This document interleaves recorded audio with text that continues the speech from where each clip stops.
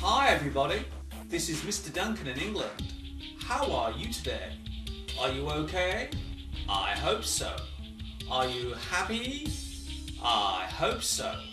In this lesson, we will look at using words to show the way something looks or appears, or to put it another way, describing things.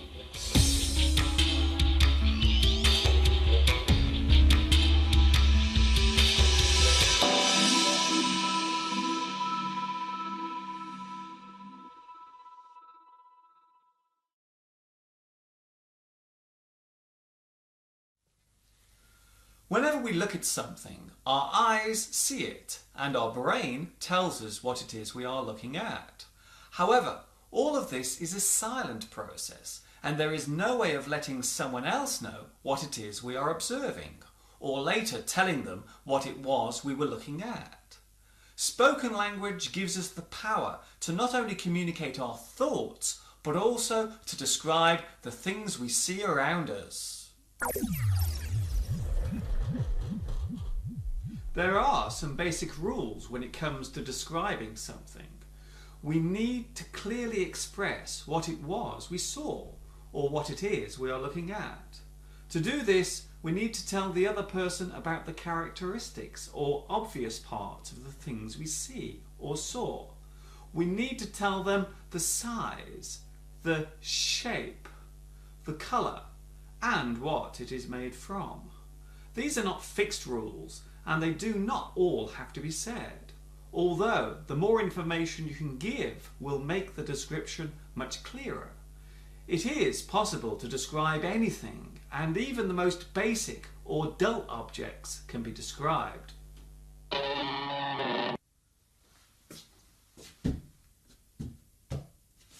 Take this object for example. If I wanted to describe this, I would say that it is wide and tall.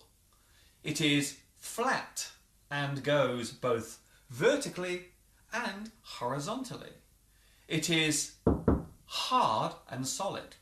In this situation, the colour is not really important because we are only interested in the shape. Of course, it's a wall. A person who could not see this would easily know that I was describing a wall.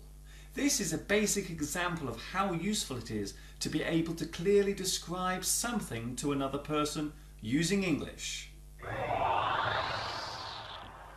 Let's look at another object. Take a good look at this. Now, try to describe it using English. What size is it? What colour is it? What shape is it? What can you do with it? From these 4 descriptions, we should be able to describe the object clearly enough for it to be recognised or identified. There are many types of words that you can use to describe things. First of all, let's look at some ways of describing size. Big, small, long, short, wide, narrow, thick, thin. Describing definite shape. Round, square, oval, triangular, bent, curved, oblong, cylindrical, cubed, octagonal. Describing something by what it is made from or of. It's wooden. It's plastic. It's metallic. It is made of glass. It is made of cloth. It is organic. It is made of stone. It is made from milk. It is made from wheat.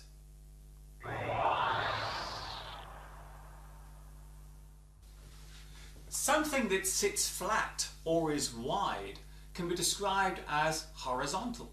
For example, the top of this cupboard sits horizontally. An object that is upright can be described as vertical. For example, these curtains hang vertically.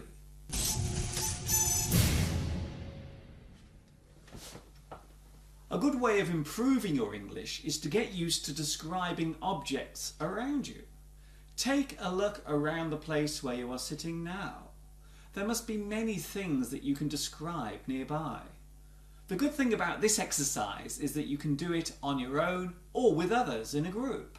You can even play a game together. Follow me and I'll show you.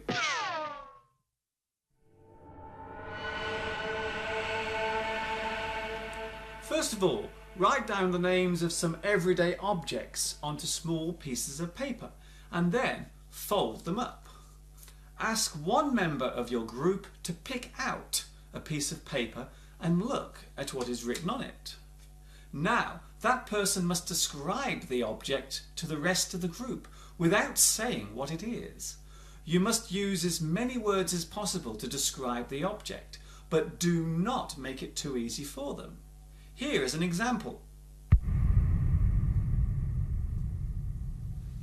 Okay, here is my word. It is small. It is long. It is sometimes yellow, sometimes it's green. It can be eaten. It is bent. Oh, well done. You've got it. Of course, we do not always need to explain or illustrate the appearance of an object, but if we do not know the noun that goes with it, then we have no choice but to describe the thing in visual detail, or as it appears to the eyes. So describing is not the same as naming. One is telling us how it looks, and the other is saying what it actually is.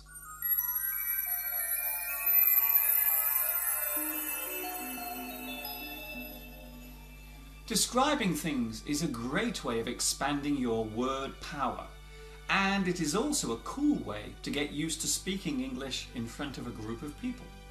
The world in which we live is a wonderful and vibrant place, and being able to express what you see around you in English will give you a great new skill, or, as we like to say in English, another string to your bow.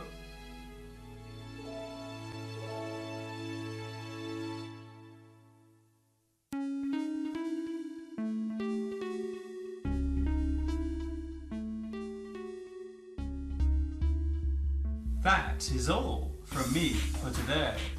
Thank you for watching me teaching you. This is Mr. Duncan in England saying ta-ta for now.